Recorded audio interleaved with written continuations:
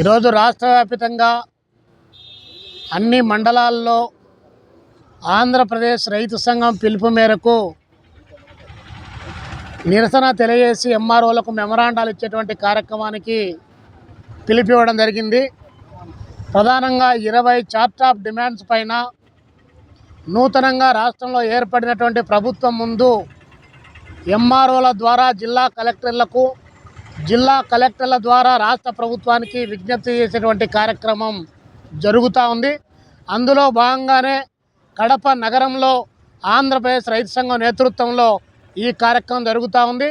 ముఖ్యంగా రైతాంగానికి సంబంధించినటువంటి అనేక సమస్యలు అపరిష్కృతంగా పడి ఉన్నాయి. పాలక ప్రభుత్వాలు నిత్యం మారుతూ ఉన్నాయి, కానీ రైతాంగం యొక్క జీవన వ్యతలు ఏమాత్రం కూడా మారినటువంటి స్థితి కొనసాగుతున్నటువంటి నేపథ్యంలో నూతనంగా ఏర్పడిన ప్రభుత్వం ముందు చంద్రబాబు నాయుడు గారు ఈ ఖరీఫ్ సీజన్కు సంబంధించిన దాంట్లో 20,000 రూపాయలు పంట ఉత్పత్తికి సంబంధించినటువంటి సహాయం చేయాలని చెప్పేసి ఆయన ఇచ్చిన వాగ్దానాన్ని అమలు చేయాలని చెప్పి ఈ సందర్భంగా డిమాండ్ చేస్తూ ఉన్నాం. రాష్ట్ర వ్యాప్తంగా లక్షలాది మంది కౌలు రైతులకు గుర్తింపు కార్డులు లేక, అదేవిధంగా కౌలు రైతులు వ్యవసాయం చేస్తూ ఉన్నప్పటికీ కూడా తడిచి మోపెడే భారం పెరుగుతున్న నేపథ్యంలో, ఆత్మహత్యలు పెరుగుతున్న నేపథ్యంలో వారిని మామూలు రైతులుగానే వారిని అందరికీ రైతుల మాదిరే గుర్తించి వారికి కూడా ప్రభుత్వం ఇచ్చేటువంటి అన్ని రకాల ఇన్సెంటివ్స్ను కల్పించాలని చెప్పేసి డిమాండ్ చేస్తూ ఉన్నాం.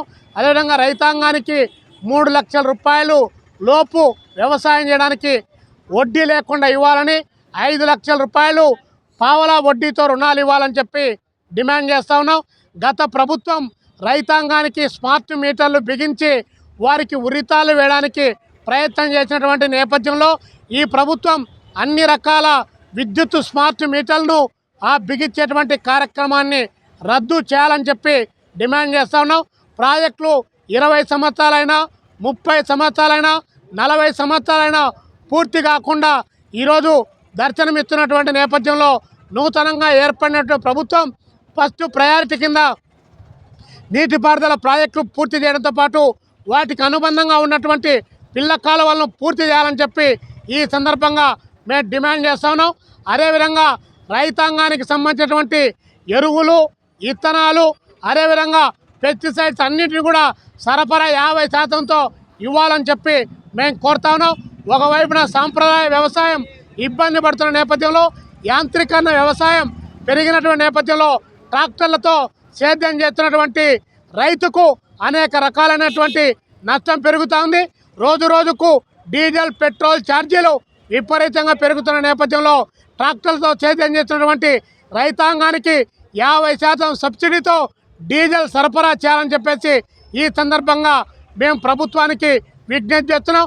ఇత్యాది డిమాండ్స్తో ప్రభుత్వం ముందు ఈ డిమాండ్లు ప్రవేశపెడుతున్నాం.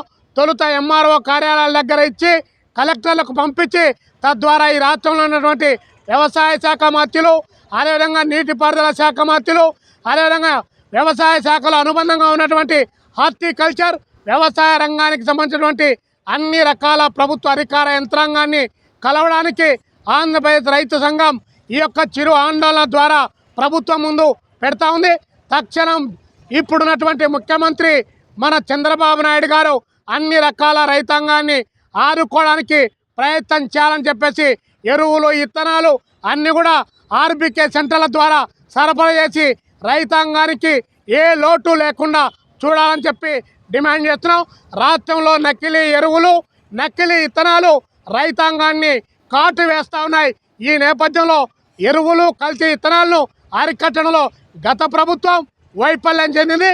ఈ ప్రభుత్వం అయినా కూడా చర్యలు తీసుకొని రైతులు వాటి బారిన పడకుండా ఆ కంపెనీలను నియంత్రించాలని చెప్పేసి ఈ సందర్భంగా డిమాండ్ చేస్తూ ఉన్నాం.